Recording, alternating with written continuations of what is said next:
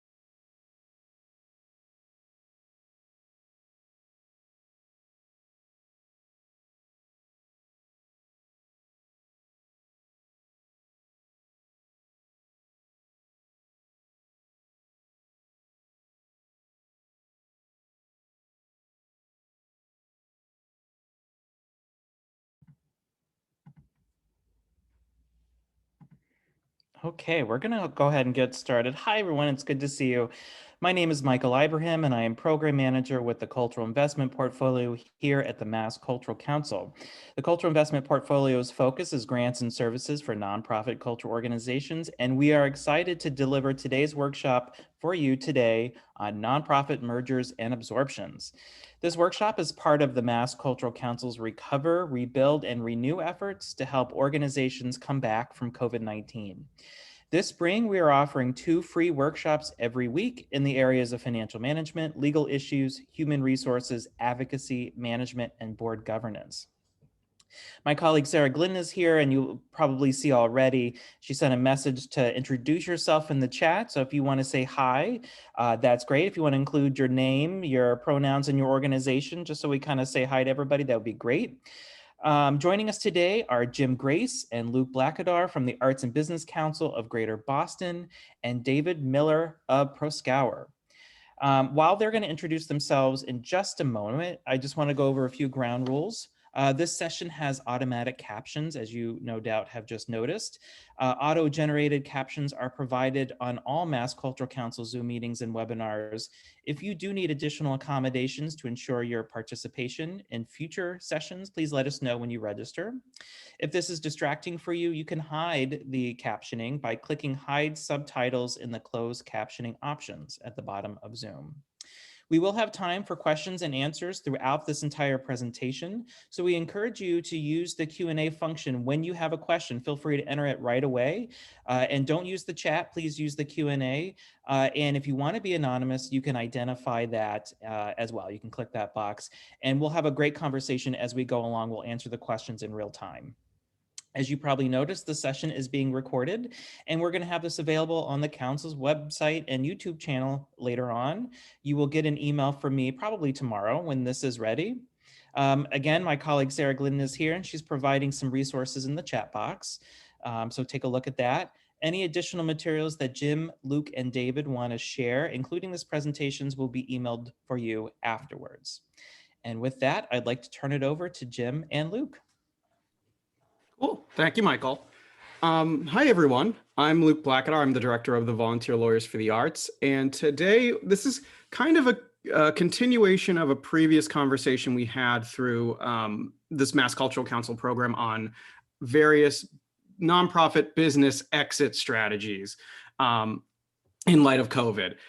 Because, the circumstances we've been in, with COVID, the pandemic, lockdown and sheltering in place have forced a lot of businesses to assess, their kind of business runways, do we need to start reevaluating how we're conducting ourselves? Do we need to start thinking of overall, major strategic changes in how we operate? So in our previous session with the Mass Cultural Council, we talked about, closure, bankruptcy, nonprofit dissolution. And today we're going to talk about an alternative, another kind of exit strategy, if you will, but one that really allows businesses to collaborate and work together in order to continue the survival of multiple organizations. So today we're going to talk about, we say mergers and absorptions, but it also includes alliances and collaborations. So more along the lines of contractual agreements between organizations that allow them to continue operating. So Jim and I are here, and we're also joined by David Miller, one of our volunteer attorneys at the Volunteer Lawyers for the Arts and a partner at Proskauer, one of our major volunteer firms. So David, I'll let you introduce yourself before we get into the meat of this. Okay, so my paying job is as a tax lawyer. I spend a good deal of my time doing pro bono. I've incorporated and received tax exemption for over 500 charities. I've worked with both paying and pro bono clients, charities, some of the largest and some of the very, very smallest. Awesome, thank you. So we'll start off with, why are we having this discussion? And this is something we mentioned in our previous workshop as well. Basically, like I said, COVID has forced organizations and businesses, nonprofit and for-profit, to start reevaluating their internal operations and, their overall, business plan and business strategy. How are we going to continue to sustain ourselves? How are we going to continue operating, if we have decreased revenue, decreased operations, et cetera? So do we have to start thinking, can we weather the storm, or do we have to start thinking about major changes? And of course, if you do decide to, engage in one of these major business exit strategies or pursue one of these paths, it does have consequences. It does have legal consequences. It does trigger certain obligations and certain procedures. So our philosophy at the Volunteer Lawyers for the Arts, and I'm sure the same is true of David and his clients at Proskauer, is that even having a basic framework and the vocabulary and understanding, at a 30,000 foot view of what these processes and these strategies look like, can ultimately make you a better client and enable you to have a more productive, fulfilling, and helpful conversation with a service provider, be it a lawyer, be it an insurance or a risk assessor, an accountant, or other tax counsel. So really, the point of our conversation today is just to introduce some of these common M&A, we say, but these kind of common forms and common methods of collaborating, working together, bringing organizations together, so that you can have foundational, fundamental vocabulary, essential understanding of what these processes look like, and what are the basics and the considerations and the questions that you need to be thinking about as you bring these questions to your boards of directors, your senior leadership, and your other stakeholders in the organization. So without further ado, we're just going to get right into it. So David, when you and I spoke about this before this, you mentioned that there are kind of 5 models that you kind of categorize all of these different types of, let's say, alliances or collaborations together. So what exactly are those? Yeah, so the first thing I'll say is that it's often the case that I'll get a call from a client or a prospective client who says that we are thinking of a merger with another not-for-profit. That's always the term they use, or most often the term they use. It's very, very rare that that's the end result. And I'm a lawyer, so I'm going to talk about this in legal terms. And this may just be that people, think of a merger as any combination of 2 not-for-profits, but for the lawyers, that has a very specific meaning. And so when people come to me and say, oh, we're thinking of a merger, it usually means one of these 5 things. And so let me just walk through what they are and what some of the differences between a true merger are. So the first is what we've characterized as a joint venture or collaboration. from a lawyer's perspective, this is simply a contractual arrangement between two organizations.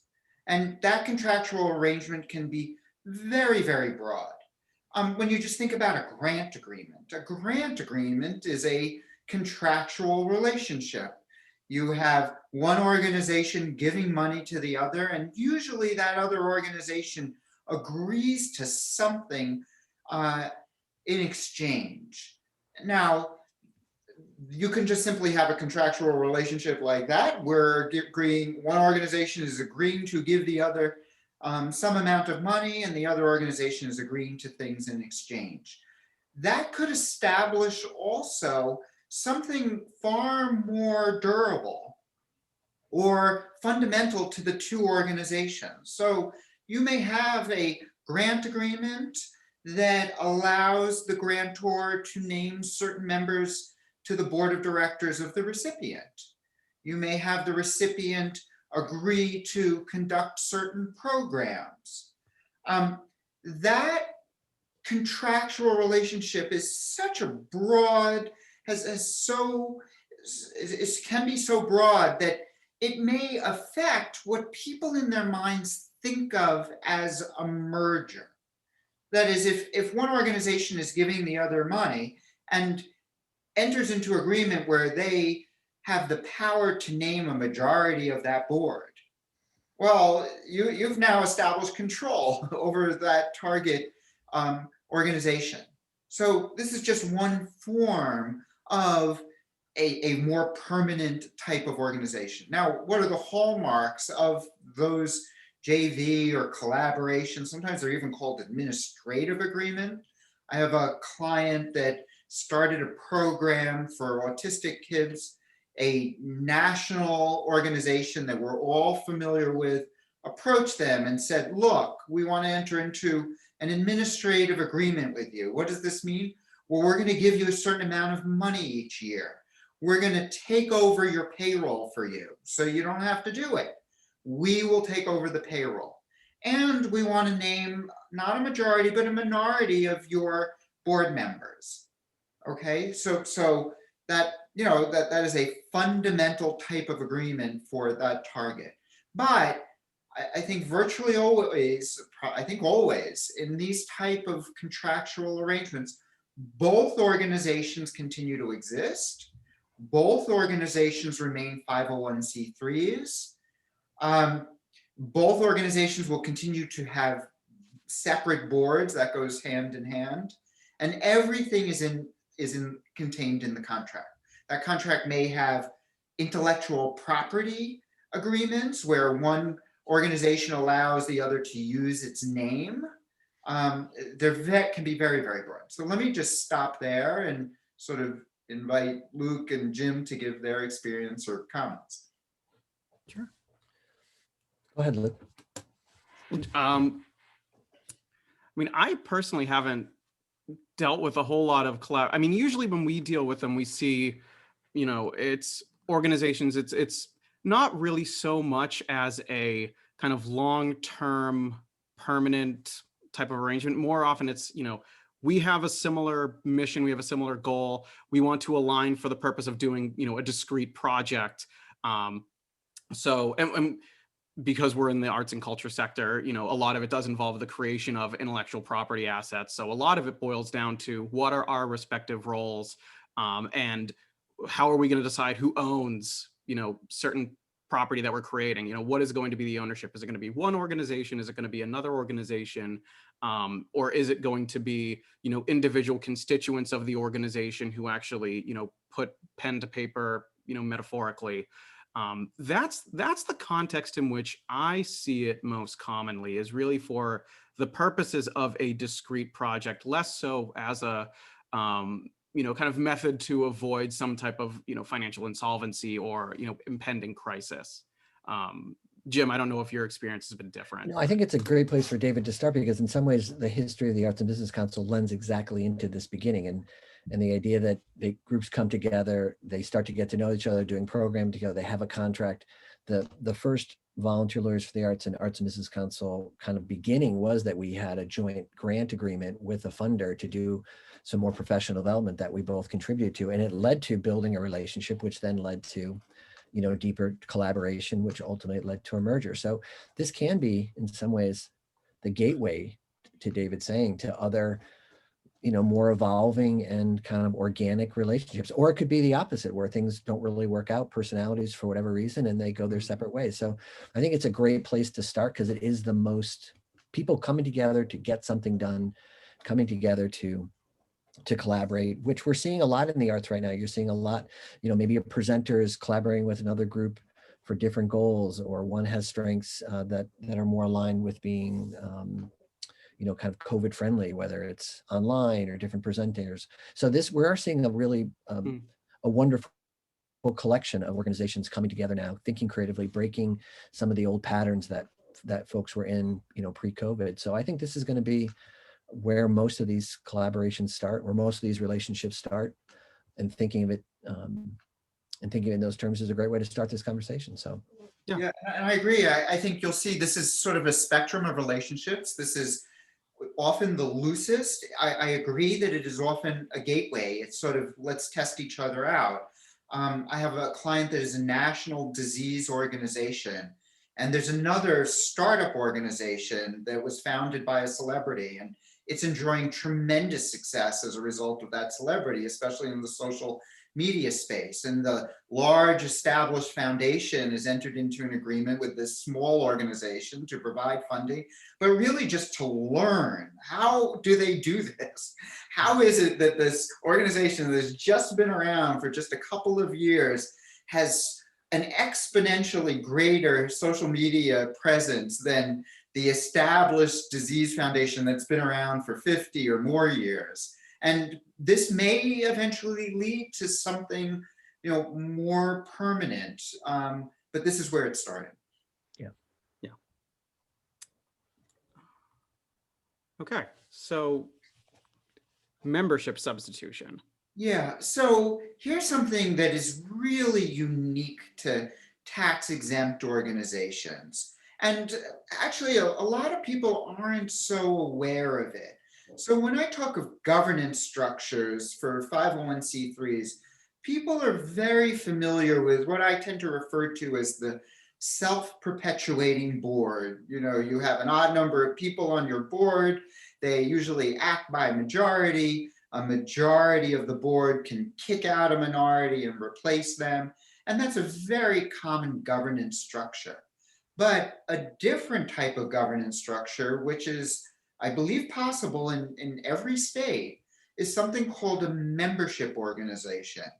And you can have a 501c3 with many, many members, or with a single member. And the power of the member or members is to name and fire the board. So sort of one type of relationship is you have your target, and either it is or it converts into a single member membership organization, and the acquirer becomes the member. Now, this is a formal legal relationship. This isn't merely contractual. The power of the member is to name and fire the board. It may choose to keep the board of the target indefinitely, or it may reconstitute that board immediately. Again, both organizations remain in place. Both of them are listed on the IRS's website. Either organization can accept tax-deductible contributions, but the acquirer now is effectively in control of the target. And I have a question about this one, because and normally, when we present workshops on nonprofit formation, tax exemption formation, we usually recommend don't have members in your nonprofit, just for ease of governance and easier to keep track of the decision makers. Is there, in this type of model, what kind of checks and balances do you have on that sole member? What is kind of keeping them from dumping a board and terminating an entire board and replacing it when, perhaps the board makes a strategic decision that doesn't align with the interests of the member. Okay, so I'll step off topic for a second and say, many of my pro bono clients are founded by a single individual who has a vision and is the heart and the soul of the organization. I may be in the minority here, but my experience is that for those organizations, having that individual as the sole member of the organization might sound irresponsible, giving a single individual the power to name and fire the board. But in my experience, that is the most likely long-term or medium-term success. And why is that? I'm sort of biased because I have seen so many founders kicked out of the organization and then the organization flounders immediately or very shortly thereafter. So I don't think this is, irresponsible, and I think this is actually very responsible and likely to lead to a medium-term solution. Now, eventually, and hopefully, there are significant donors that approach this founder and say, hey, I'd like to give you significant funding, but I don't really like, and I want a board seat, but I don't really like the fact that you could kick me off the next day. So at that point, it is often appropriate, and the founder agrees to accept that donation in exchange for converting to a self-perpetuating board. I will tell you, Teach for America started as a single membership organization until exactly this happened. It got big, she needed funding, and she converted and was very happy doing that. Now, in this context, stepping sort of back into our topic, I don't think any of the concerns that people traditionally have with an individual being a single member of a membership organization are presented here, because the sole member of the target will be another 501c3. Right? So we're not worried about irresponsible 501c3s, and that C3 will have its own governance structure. So really what you're turning target effectively into a subsidiary of parent. Now, why would you do this? Why would you do this? One reason is that, that target may have great programs. It may have its own great presence. It may have donors who, would not necessarily want to give to the parent. And why is the target willing to do this? Well, the target may be in need of the financial support of the parent, but it may have its own donors. It may have very involved people who don't want to be formally part of the bigger organization. They want to retain the identity of the target. And so this, really, I view my job here as just to present you with options. You may find that this is attractive to both sides because the target remains an independent organization, in name and form. It can raise money. The board members can remain board members. And so this may be attractive. And I think you just hit that question, but we did get a question in the meantime. What is the benefit for the acquired organization, the one that has the sole member, if the acquiring organization can remove their board, especially as the acquired still needs to manage legal, admin, etc.? Yeah, and I'll do my on this, is that I've seen this, and it's an interesting that David brings this up second, because it is kind of a creative solution, is that, and I'd be curious, I'm sure David sees this all the time, is boards are very risk averse sometimes when they come to this. So from a liability perspective, it's a little bit like walking before you run, in that if you create almost a subsidiary model, it does give time for sometimes the deal to settle, and the fears that everyone's thinking are going to happen, maybe they play out, maybe they don't play out. So I think it's an interesting way to think about it. And that over time, maybe it does stay the same, or maybe over time it does become more of a traditional merger, or maybe, so it does create that flexibility because, and I'll get to this later when we talk about some of the other topics to discuss with this group and with David and Luke is sometimes the substance of it isn't what drives these. It's the fear, it's the concern, it's the brand or the name or the staff or other things. So sometimes I think this is an interesting solution to maybe solve some of the other concerns. Yeah, Phase it.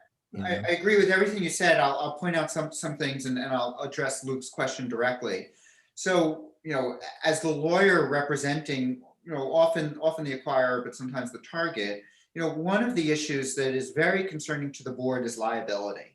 Yeah. Right. And when we get to merger, you'll see why mergers often are not at all attractive, because you merge a target into an acquirer. That acquirer now has both the liabilities, like of the target, and the sort of tax risk. That is, you are now possibly placing the acquirer's tax exemption at jeopardy if the target continues its activities, and that causes a problem. If you do a membership substitution, the acquirer has its own balance sheet. It does not report the target's activities. The target is a separate organization. Also, the target is a separate legal organization. I'm not aware of a single instance where there's been a liability at the target, in a membership substitution, and even the acquirer has been named because they're only the member. They're not the board, and they're not making the decision. So they have the power to remove the board, but they're not the board. Why is this attractive to target? And to address your situation, if somebody's sitting on the board of target, why would they ever agree to this when they could be removed the next moment? Well, number one, it might be best for the organization. There may be commitments by the acquirer to support that organization. There may be a public statement associated with this relationship. Now, if we're talking about a donor who's on the board of the target, they may say, look, I'm giving X amount of dollars to the target each year. My influence is really in my checkbook, right? Like, if they were to kick me off the board, I would give elsewhere. And so I'm confident enough that they are not going to do that because I'm valuable enough to that target and therefore to that acquirer. Yeah, and I would answer too that sometimes it is the goal of the board that's being acquired to have succession plans. So maybe part of their strategy that they, in a sense, they're planning on not being there forever, and this is kind of a way to ensure it's almost a form of kind of passive legacy planning to some extent too, right? So it's not always the bad thing. It's exactly what they're using this to plan for their exiting. That's exactly right. Yeah, I've seen this as a transitional step. Yeah. And in combination with one or more of the other things. So, for example, let's say you have a target that has a donor base and a very recognizable name, and yet the acquirer is going to acquire all of its assets and all of its programs. The acquirer may do a membership substitution, and we'll get to an asset sale in a moment, may do both of them so that it can retain that fundraising capability in the target and keep it alive as a 501c3, continue to file 990s, and take over all of its programs with the eventual goal of merging the names. That is, once they're well associated together. Yeah.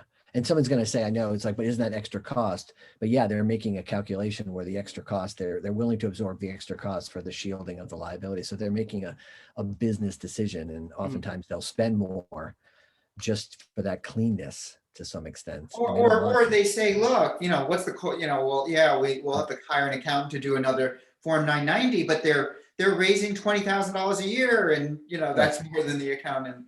Exactly. So they're doing a business calculation of the pros and cons. So that's a great way to think about it. Yeah. So asset acquisition.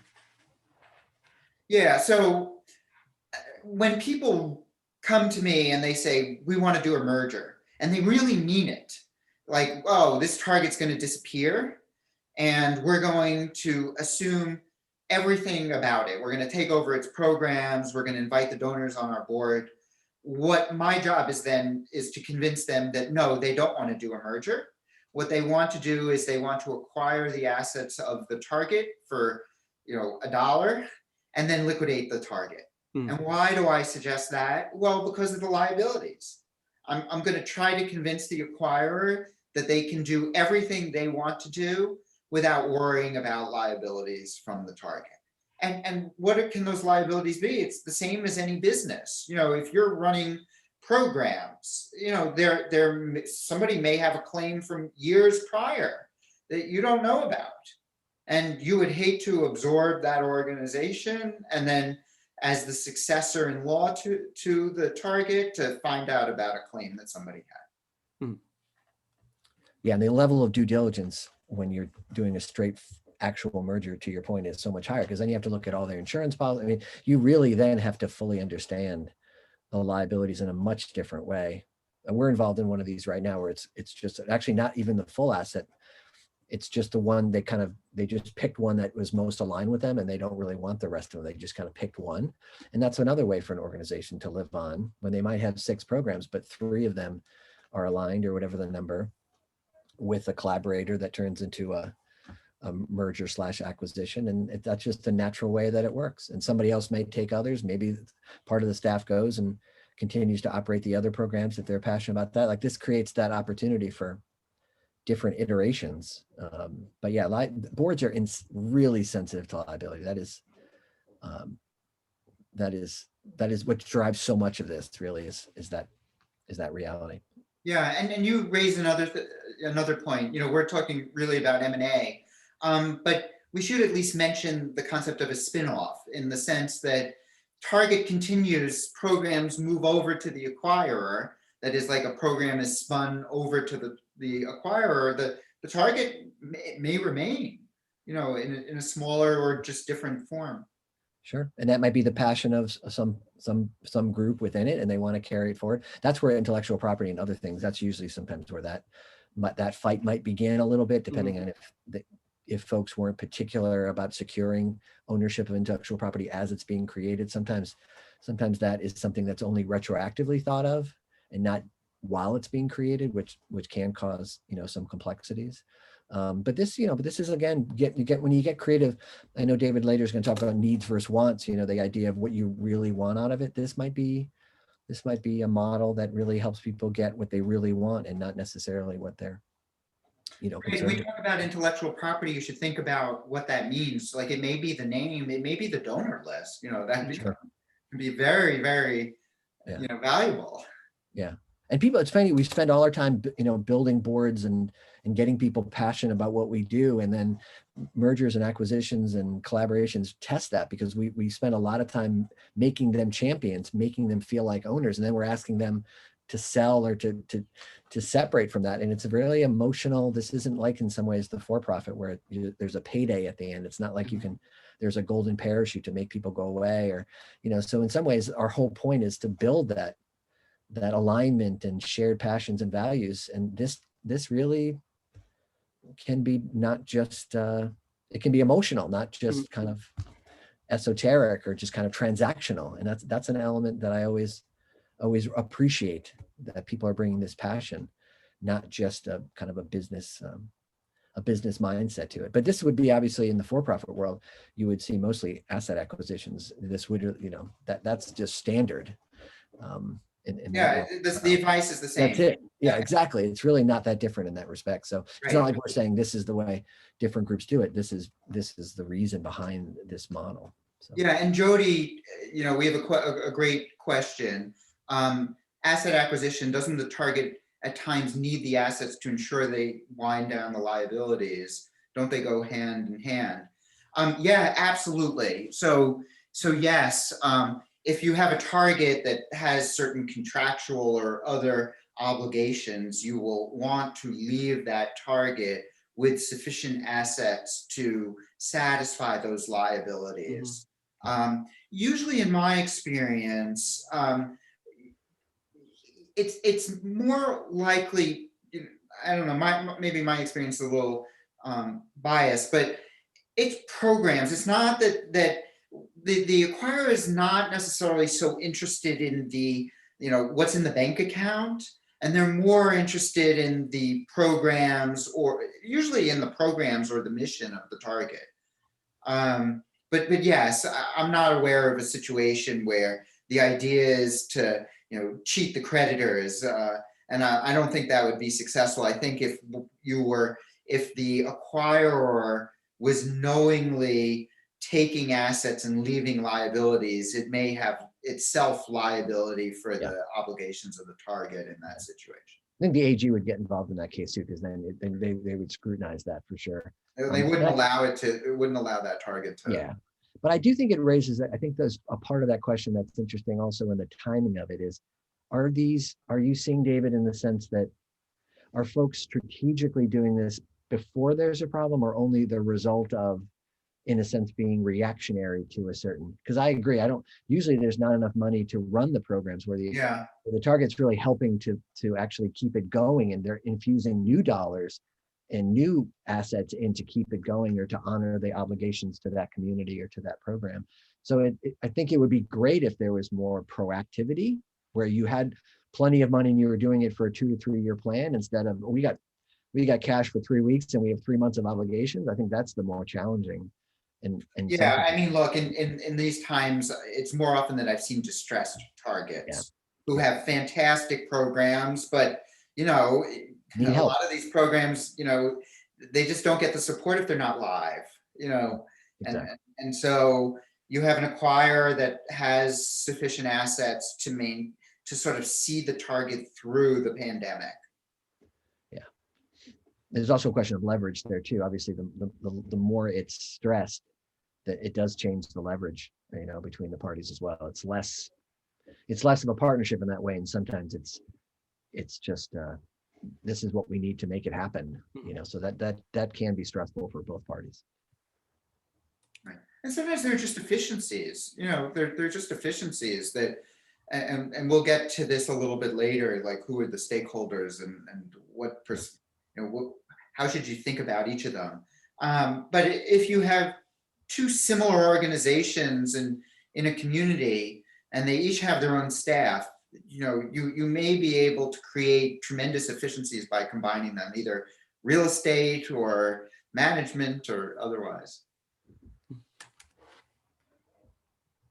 Okay. LLC acquisition. Okay, so here's just another tool for you,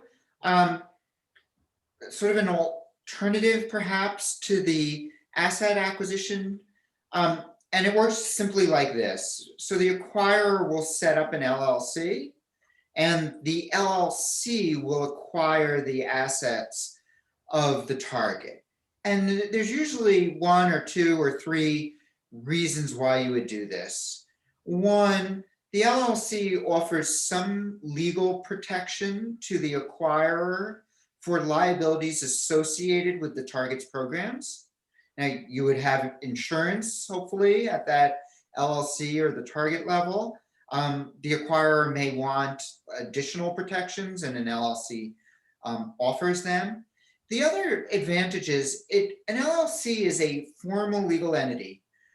It has its own board, and this may be sort of a version of the membership substitution, where the target is going to disappear as far as an IRS entity. It will no longer be a 501c3. It will no longer appear on the IRS's website, but it will be an entity in some sense. It will sit in an LLC beneath the acquirer.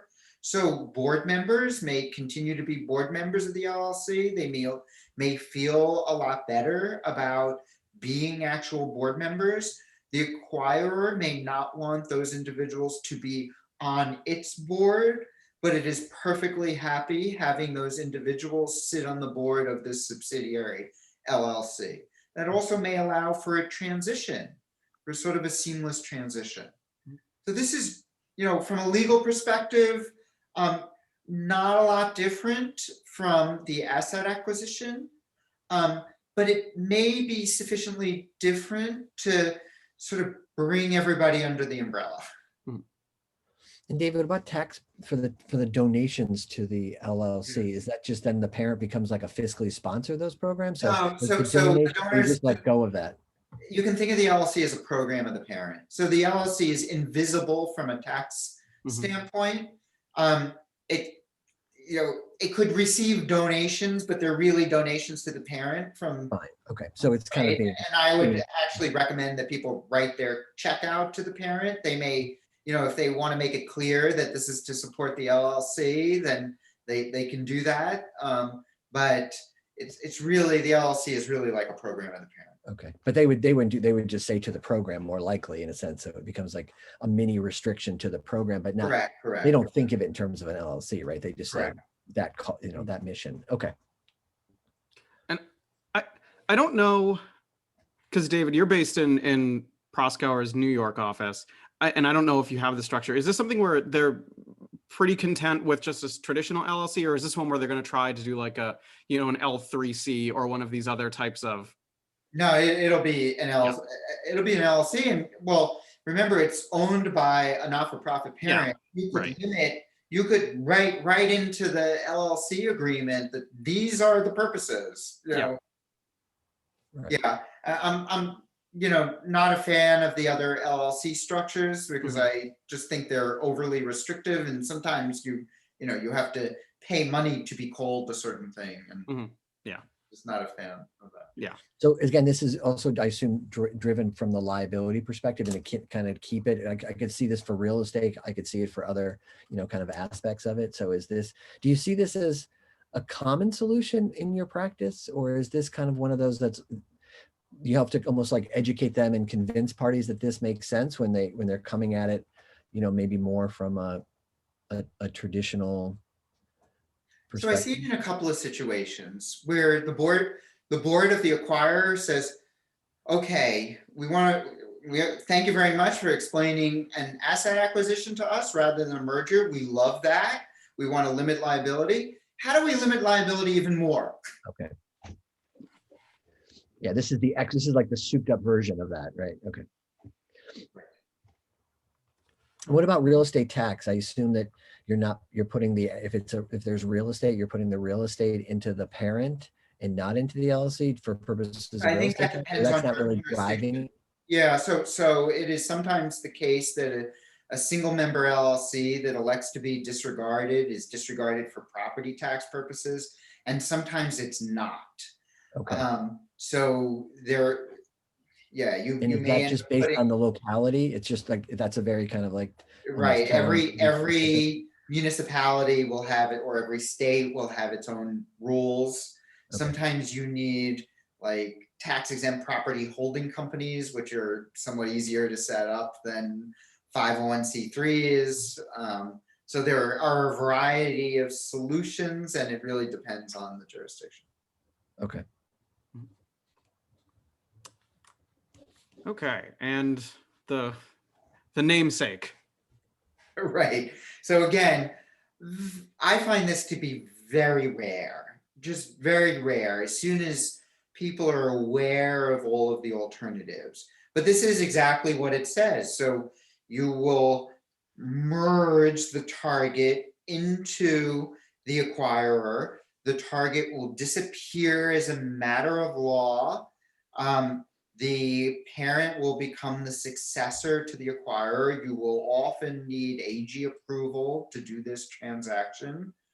The parent will become liable for the target's liabilities, be those outstanding liabilities we have to pay our employees, or this is latent liability, something you never knew about that comes years after the fact. So sometimes this is necessary for one reason or another, sometimes for regulatory reasons and maybe in the healthcare space. But overall, I find it to be very, very rare. And it's also how scary it is to do.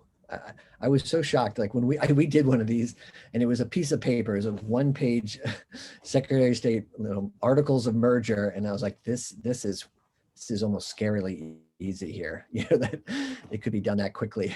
As compared to some of these other steps. So, yeah, it's surprisingly it's surprisingly efficient in in the fact that, well, obviously the philosophy is that the organization that's surviving has a board and it's overseeing everything. So it's as if it's really just one organization after the fact. So I get the public reason why it's easy, but it was surprising and anticlimactic actually after after it was done.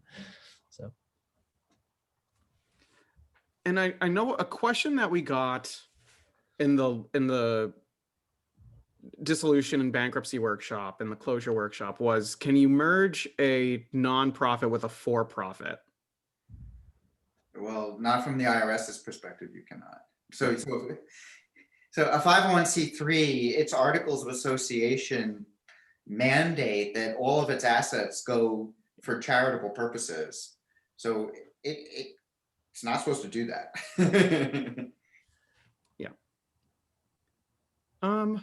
Okay, so let's talk And I'll about, say it could go the reverse, like you can I was merge gonna say, a it could the other for-profit way. into a not-for-profit. That itself is very dangerous. People, I don't realize this, but if you have something that's a corporation for tax purposes, if it merges into a not-for-profit, or all of its assets or substantially all of its assets go to a not-for-profit, it is subject to tax as if it sold all of those assets for fair market value. So that can be very, very expensive. Yeah. And people just, how could that be? How could that be? How could that be? Everything's going to charity and there's this huge tax bill. yeah.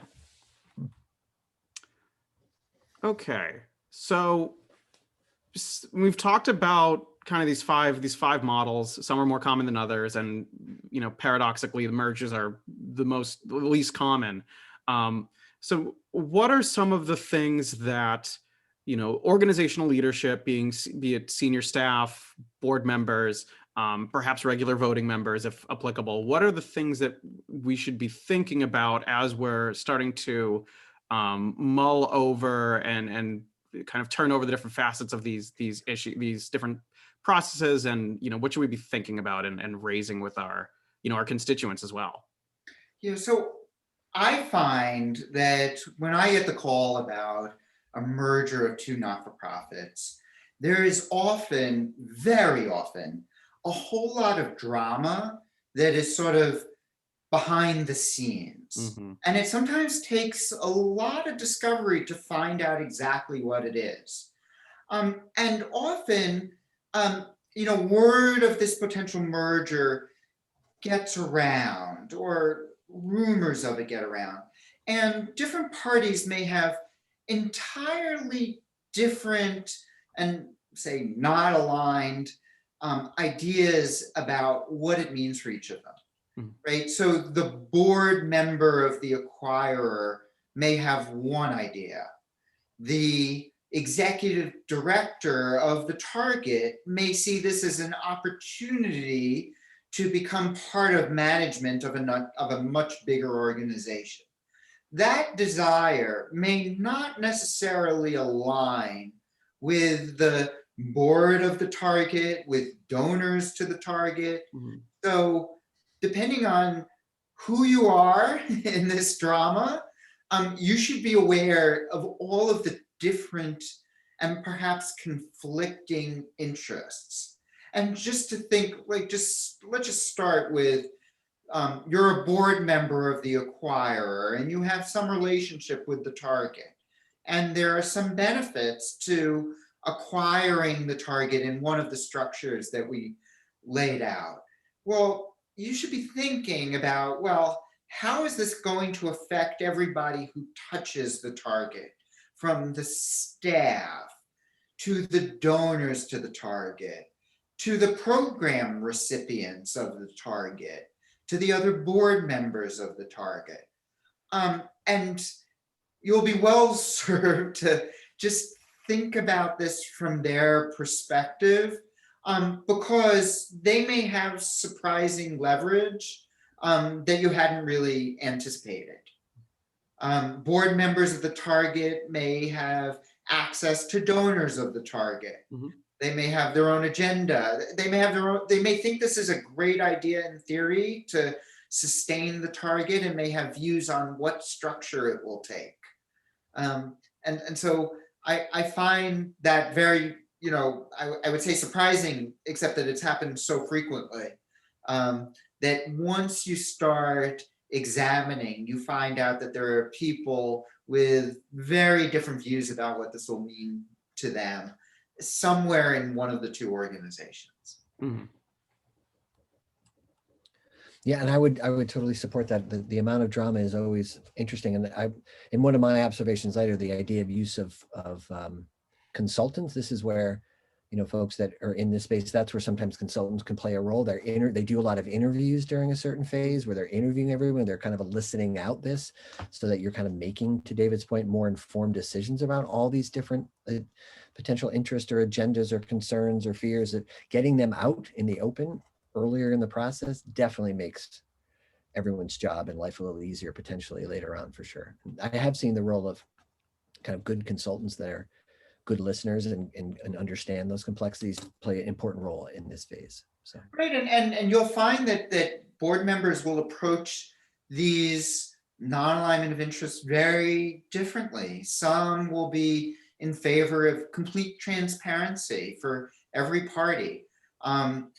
I have a client who's, a CEO of a big company, and he's on the board of, a major organization that's considering a merger, where at the target level, there is this non-alignment of interest. Mhm. And his view is, look, let's just get this acquisition over with, and then we'll deal with these things afterwards, because it'll be a lot easier to deal with once we've gained control of their board. And so, there are different philosophical approaches, different ways of approaching, which is, largely a function of people's life experiences. Mhm.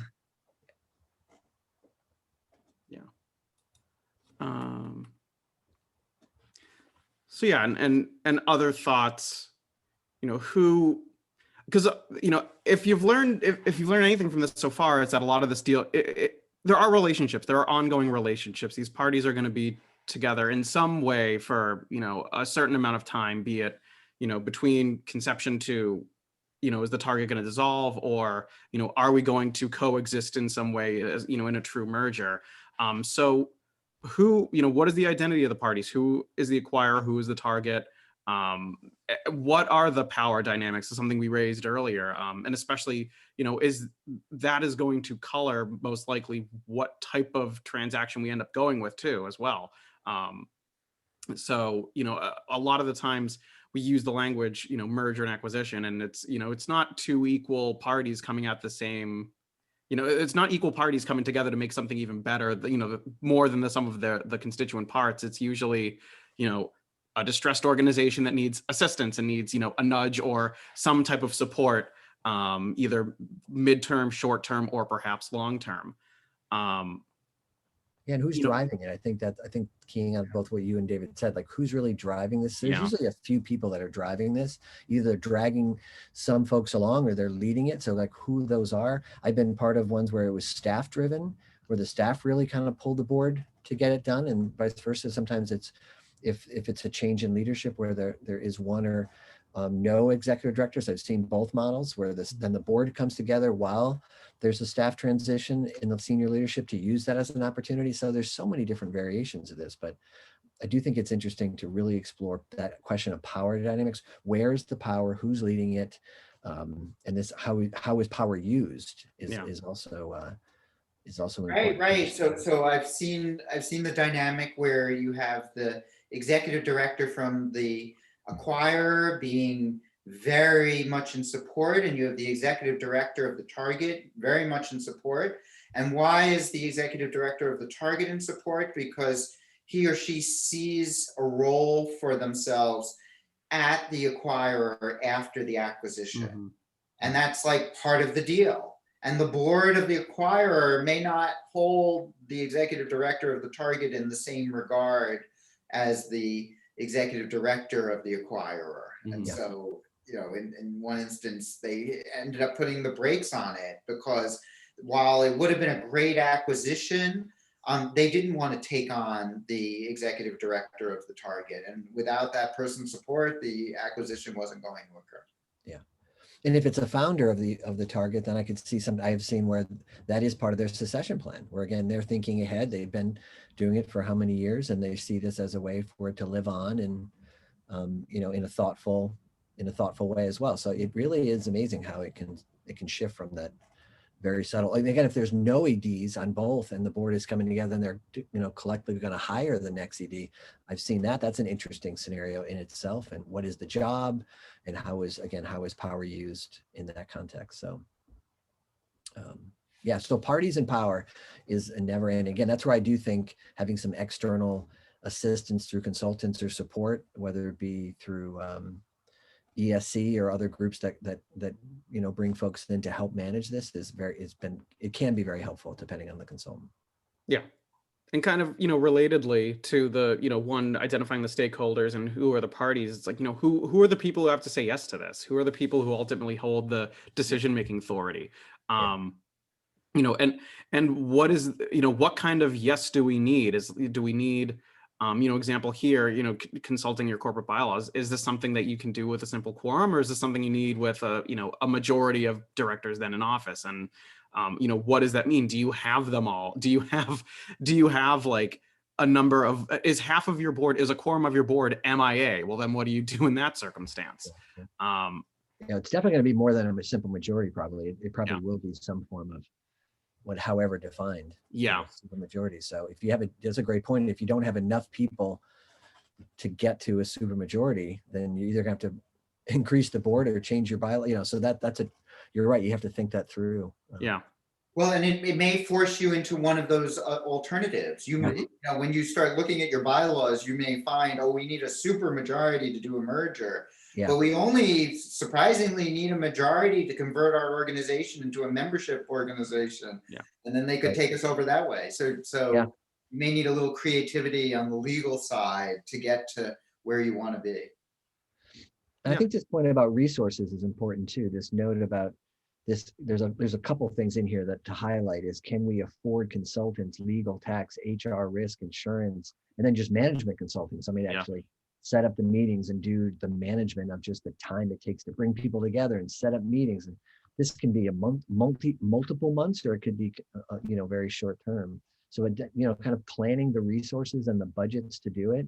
But again, it doesn't lend itself well if some of your board is leaving and times are tough and you're stressed to just deliver the programs. It's a really hard time when funds are already stressed or not there to sometimes do this, because it adds extra attention, time, resources, and often costs. So it's sometimes the opposite of what you need is when you really need it. So and it goes to the question that was raised earlier about, don't we need assets in order to, don't we need to have assets in order to terminate or to dissolve? It's like, that's another thing you have to consider is, do you also, in addition to all these other resources that are, essential to going through one of these processes, do you have the resources you need to even do, the fundamental legal procedure that you have to follow through in order to facilitate these and to actually effectuate them? Do you have the resources you need to satisfy the target's outstanding obligations? If are you pouring all of your resources into getting consultants, and then you realize, we don't even have the assets to satisfy the target's debt? What do we do now? Yeah, and that's where volunteer groups like Volunteer Lawyers for the Arts and others, and that are out there, that maybe can help defer some of these costs if you can get some, good volunteers, or even members of your board potentially if there's no conflicts. So it's a good thing to keep in mind, and it's definitely something to consider on your to-do list and thinking about it, and also your budget for sure. Yeah, and we're staunch proponents of, thinking critically about when you're building your organization, thinking about who is on your team, what are the skills that you need on your team, and depending on your size, your scope, geographically and programmatically, what is the talent that you need in order to facilitate your purpose? And is that going to be something that's going to also be relevant kind of on this other end as we transition or transform? What are the internal skills that we need as well? I know one note that I include is intellectual property. That's my jam. And who's going to own the rights? You have, to a point that David made earlier, in addition to maybe, content that you've created, your brand, your trademark, you might have know-how, you might have vendor lists, donor lists, just valuable information that you want to keep locked up tight, or keep careful track of who is going to be the steward of that. So where is that going to go? And for other things, there are kind of this point of resources, there are also processes that you have to do. For example, my background is in trademark law. If you're assigning you have a registered trademark with the US Patent and Trademark Office, part of that is you have to make sure that you have not only assigned the trademark, converted that ownership to whoever the new owner of the organization is going to be, but also that you've recorded that with the US Patent and Trademark Office. And that also, costs money and time and resources as well. So this has a ripple effect in so many different facets of the organization. And all of these kind of relate to all of these different issues. Do you have expertise and assistance with respect to how you manage staff, how you manage relationships in the process in general, how you manage your resources, IP, and how you manage risk, et cetera. So you see, it's also, a mix of a lot of kind of soft considerations, relationships, and personalities, and interests, and intents, and mission, and goals, and also a lot of these kind of more hard legal and risk management considerations as well. And on the IP too, I just want to highlight, this is where I definitely wouldn't make assumptions, because oftentimes we're in the arts, obviously, and there's people coming together to create individual works, joint works, collaborations, and really kind of taking a moment to really, there's just a lot of assumptions made that maybe the nonprofit owns it just because they paid for it, or people are on staff, and that may or may not actually be the case depending on the situation. They might be employees, but it's not in their scope of their employment. You might have joint works with outside folks or collaborators, funding agreements. So this is an area where giving yourself a little more time and maybe some help and some resources to really look at that probably will serve you well down the road, one way or another. I want to highlight the importance of due diligence, regardless of which legal structure. And in the arts, let's say you have a ballet company, right? A large ballet company wants to take over a small ballet company because they want to dance the dances, but it turns out that it's the founder of the target that owns the intellectual property to those dances, and she can veto that dance. So if your entire purpose is to dance the dances of the target, and yet that target doesn't own the intellectual property, the merger or the acquisition may not make any sense at all. And you'll only learn this when you conduct due diligence.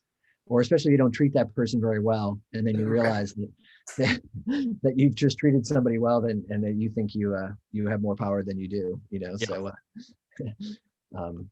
that is where kind of treating people well through this process, and you'll get to some of mine at the next slide, but I think that's where some of this other observations or considerations. This is almost could just be a list, a prompt list. I think of all these considerations to be, as you're working together, or you're doing this maybe more as a collaborative process, having these topics and explore them together and tease these out. These are just meant to be, I think, prompts to some extent. And risk, obviously we've been covering risk from the beginning, but that is going to be an ever present conversation from every aspect. There's always going to be this issue of risk, whether managed or not, but it's almost that fear that permeates all these conversations that has to be appreciated for sure. And here's just some more. These are just meant to be prompts. Again, I've already mentioned the idea of consultants. I'm sure David has seen many different iterations of different types of consultants that have been either helpful or distracting or positive. Timing. I do think that there's always this question too about when you might have a laundry list of things that have to get done, but what are the things that will cause this to be kind of derailed, or where's the substance versus the form? I always think the tail wagging the dog. I remember they couldn't agree on the new name, and so the name just got postponed, and they just would figure that out later. So was it worth it to cancel an entire collaboration / merger acquisition because they couldn't grant a name? Well, maybe not in that case. So just kind of the wisdom to know what matters and when is definitely something that requires some thoughtfulness for sure. So I just always like the idea of the tail wagging the dog. And in mergers, I'm always surprised that the conversations we kind of should be having around, can we serve our constituents better? Does it make us more resilient? Does it make us do our job better? Is it more equitable in the way that we're distributing these assets in these programs? Instead of that conversation, we're worried about sometimes the, more the logistics than in the future. So that's just something to think about.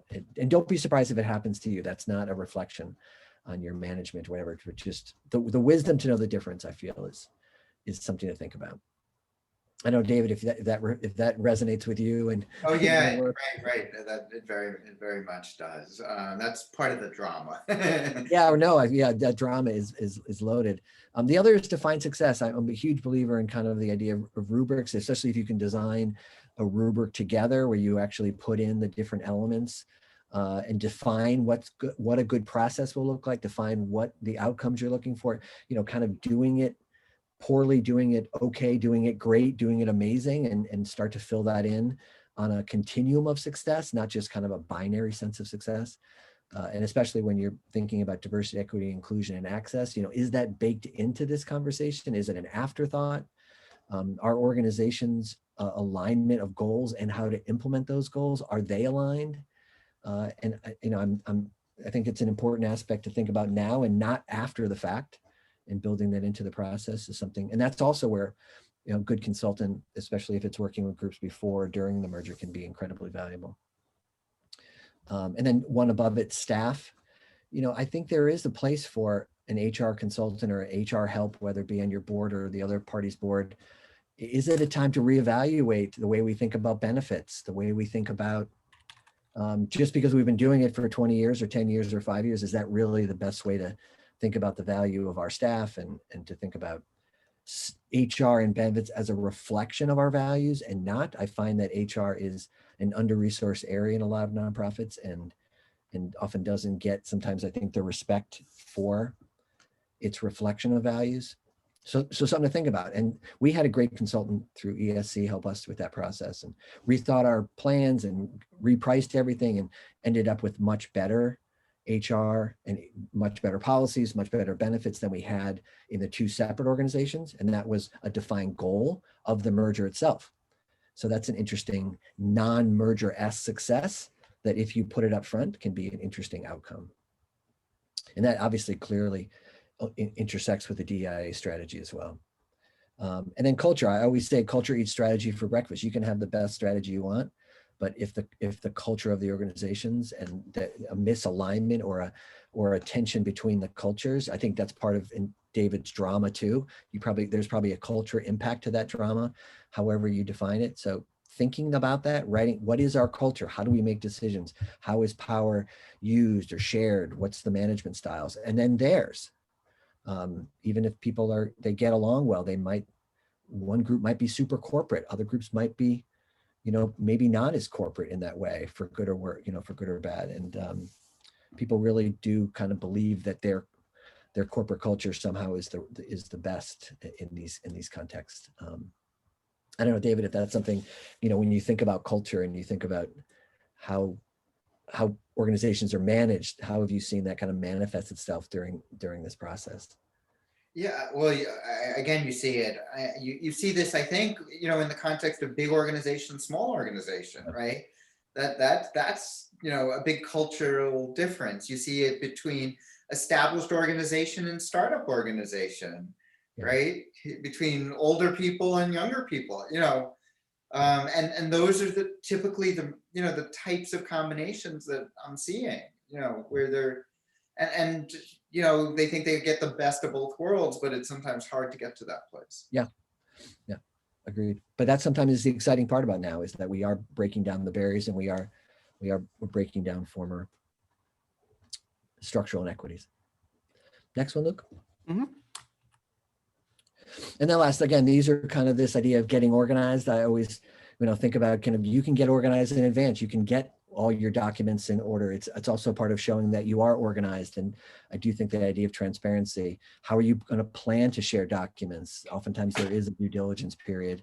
And if folks can't find their bylaws, I think we fixed them. I think we updated them like 15 years ago, but I can't find them. I don't even know if we're a membership organization. Like, that is not a good sign. I will tell you that usually will lead somebody to be a little bit, a little bit suspect. So just even getting organized. That's a good point, right? If you're thinking about the merger or some sort of combination, you should at least have all your ducks in a row on your side. So, before you're calling your advisor, like, gather the things that. Yeah, right. It's also expensive if you do it the other way too, unless you have pro bono and that's different. But we once set up a shared website where we actually were downloading documents together so that it created that transparency that people could get to. But obviously with Dropbox now and other sources, you can do that very quickly. I would make one thought on this idea of cost savings.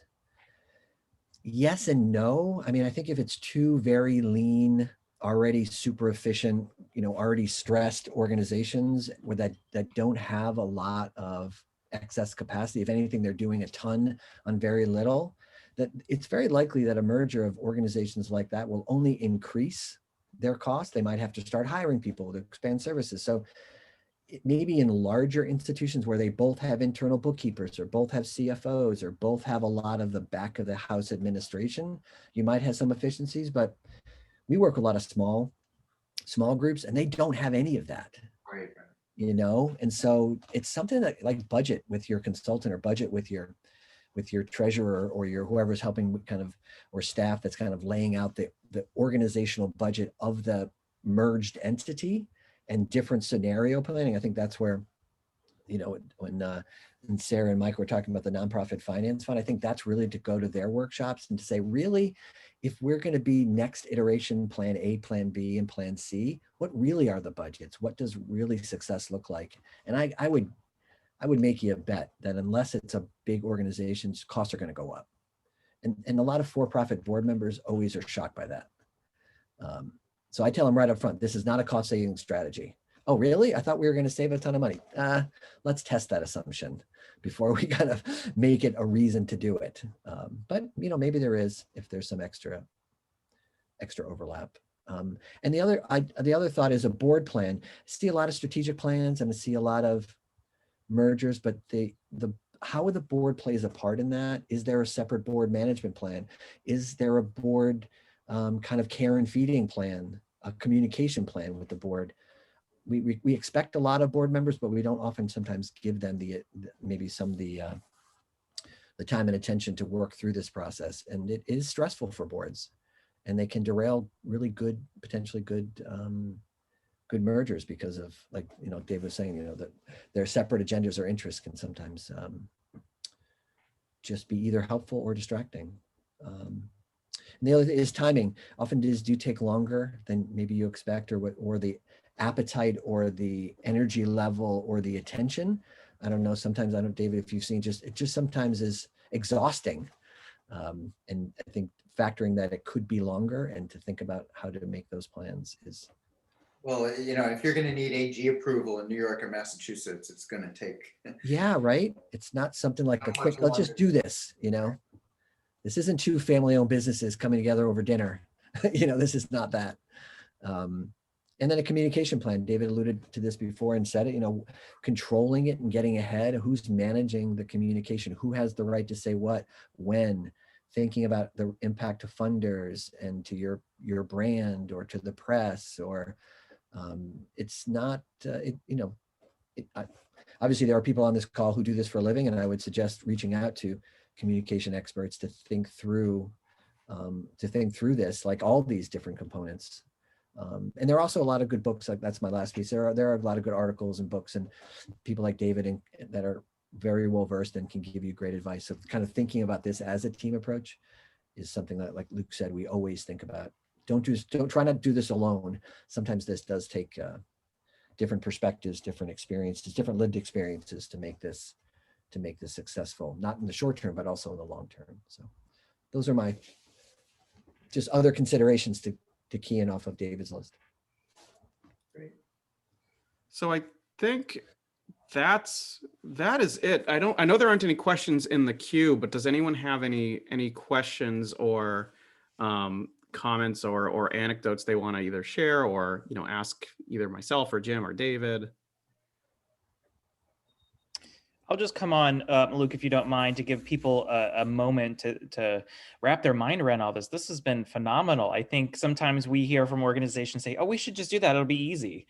And to know that there's a lot of different steps in this. And, to one of your points on Jim about the timeline, it could be either further extended because of tax credit situation. We've had an organization where they were with an historic tax credit and that needed to happen and then they couldn't change it. So there, once you get into the weeds on all that, as you're thinking of a few things as we're wrapping up here, I just kind of promote a few sessions in our series that kind of touch some of this. The first one is we're talking about collaboration and partnership, in that way, retaining your own identity. We actually have 2 sessions. Jim mentioned the Nonprofit Finance Fund, but in the blog that Sarah put out in the chat, we've got one on the economics, understanding the economics of a partnership and a collaboration. And then another one with Molly Penn out of New York City, who's going to talk about how do you have effective collaborations and partnerships. So like 2 different sides to that coin. And then of course, Luke and Jim are going to be back for our final session in our legal series, talking about the legal considerations of having a remote workforce. Luke, do you want to mention any high level stuff about that? Yeah, so that is going to be, at first we thought, is doing this workshop kind of at the end, does it make sense to do it when hopefully by then, we'll all be back in person? But I think one of the things that we've learned from this is that there are going to be some kind of cultural workplace changes that are going to be here to stay. I think that we're going to see at least, a significant amount of part-time work from home practice kind of becoming the new lay of the land and kind of the new custom. So Danielle Jerema Letterman from our Employment Basics workshop a couple of weeks ago is going to be back, and she's going to talk with us about, some of the things you need to think about when actually, how to really implement a thoughtful work from home plan, and what are kind of the traps for the unwary, because we know, like, we kind of understand, and we might have our own customs and cultures with respect to how we do work from home, but what do you really need to be thinking about with respect to bring your own device, bringing your work device home, privacy, data security, all of us who are stewarding sensitive information, we have to have certain information security policies as a matter of Massachusetts law. And I'm sure it's the same for many other jurisdictions. So, what do you need to be knowing, and what do you need to be thinking about as you're, preparing a thoughtful work from home policy, as we kind of enter, I hate to use this platitude, but the new normal.